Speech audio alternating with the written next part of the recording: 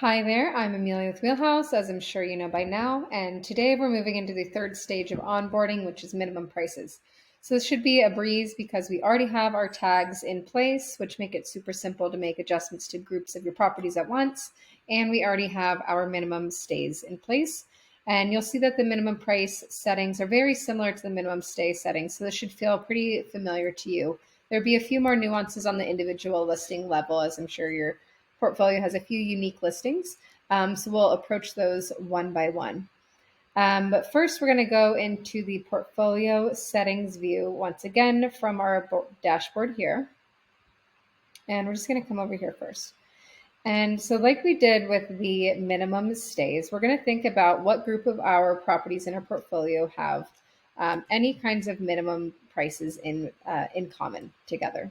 So we're going to go ahead and either filter by those, or you can simply just click the boxes next to the properties that have the same settings, like so. And so from here, we're going to go to the minimum price edit button. So of course, I'm here doing this in bulk. If you want to make only individual adjustments, then you can do that here from the portfolio view by just clicking into one property. You can even click in any box and it'll highlight that row. And you'll go to the same place. You'll go up here to the edit button. Or you can click into the listing directly for a more kind of full panel view. But today we're going to be working out of the portfolio settings view. I think it's the most streamlined and it's easy to copy and paste any settings, things like that. So for today, I'm going to select all of these properties. So now, of course, I'm making adjustments to every property in this group. And I'll come over here to minimum price. And so like we did with the minimum stays, we're going to think of our overarching global price here. So think of no matter how low demand is, I never want to take a booking below this price. And then as we get down through these settings, we're going to adjust that based on seasons or holidays, things like that. But kind of think across the board, this is my floor price and I don't ever want to take anything lower. And important to keep in mind that our last minute discounts will not go below this price. So this is really your price floor and kind of the safeguard throughout the calendar year that we'll never take a booking that's too low for you or your owners. So let's go ahead and say the minimum price for this group is $250, except on weekends. So for that, I would do maybe $275, and you only have to put in a number where it's anything other than $250. So I wouldn't need to go in here and put $250 here because that's already being filled in. So I would only make adjustments where it's different from $250. So maybe for Friday and Saturday and Sunday, I'm going to put a premium minimum price. And so these monthly rules for minimum prices are a great place to start with your seasonal strategy. You can also adjust this in the seasonality setting, but our data science behind the seasonality curves is really strong. So we typically recommend starting with these seasonal minimum prices and then kind of checking over your pricing and see if there are any additional adjustments you want to make. So say maybe summer is your high season, June, July, and August. So for those weekends, I'm going to require a $300 minimum. And oftentimes we'll see that maybe summer is peak season, but then also around holidays, so November and December, you can do that. Or you could leave those off and just do date-specific rules for those specific holiday weeks. Either one of those works. So I put in a specific minimum price for June, July, August, November, and December. And maybe March, April, and May are my low season. So maybe across the board, I'm just going to go $225 to increase some of those bookings.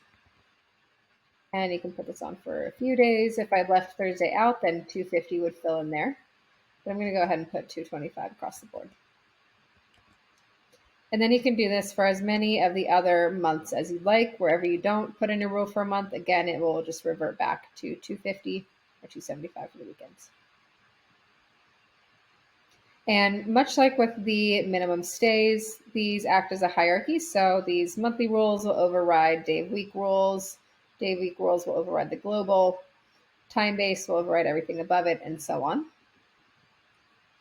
So coming into these time-based rules, again, as we did with the minimum stays, you have two options. You can do within or you can do after.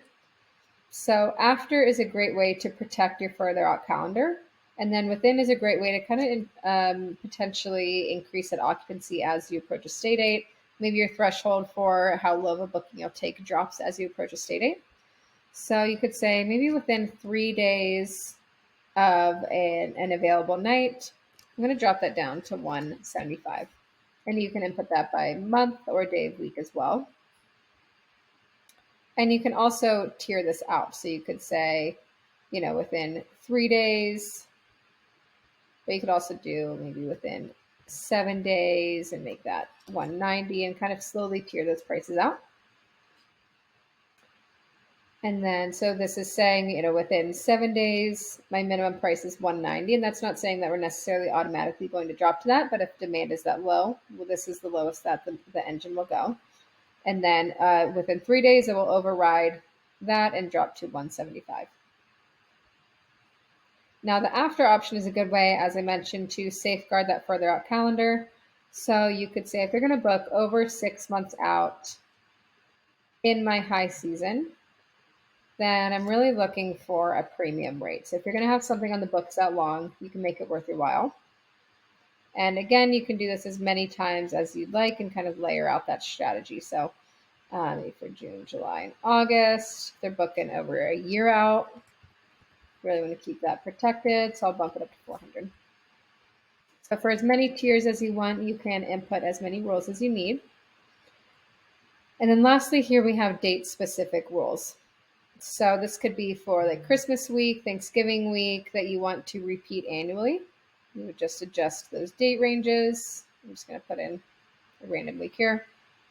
Or maybe there's like an event in town or a concert, and those are things that we can help with during onboarding, is inputting all those different date ranges. So maybe there's a concert in town for this week. So I'm going to bump that up to 400 for this one as well. And again, you can have that repeat annually or leave that off. And this, again, will act as a hard rule. So it'll override everything above it. So you don't have to worry about like your time-based rules jumping in here. This will be a hard rule for those specific dates.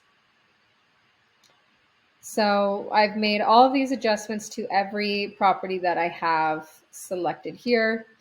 You can also do what we mentioned with minimum stays, where if the structure of the minimum prices is the same for every property, but maybe the values are different, then you could come in here and set up all of your months and dates and time-based rules, and then just put in arbitrary numbers that will catch your eye.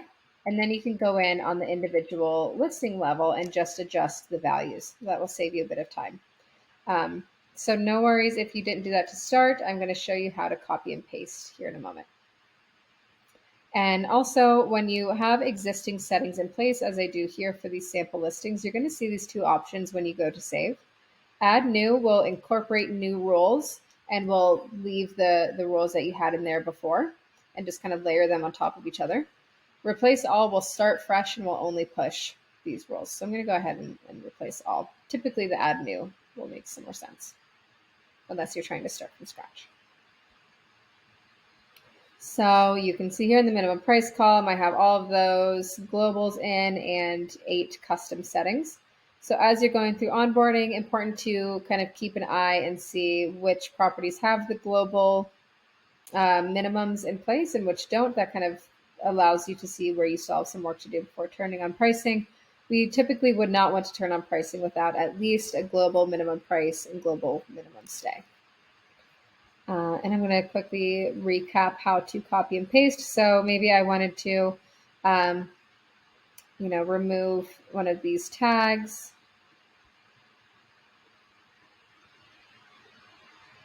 And just wanted to copy these settings onto one of the other properties.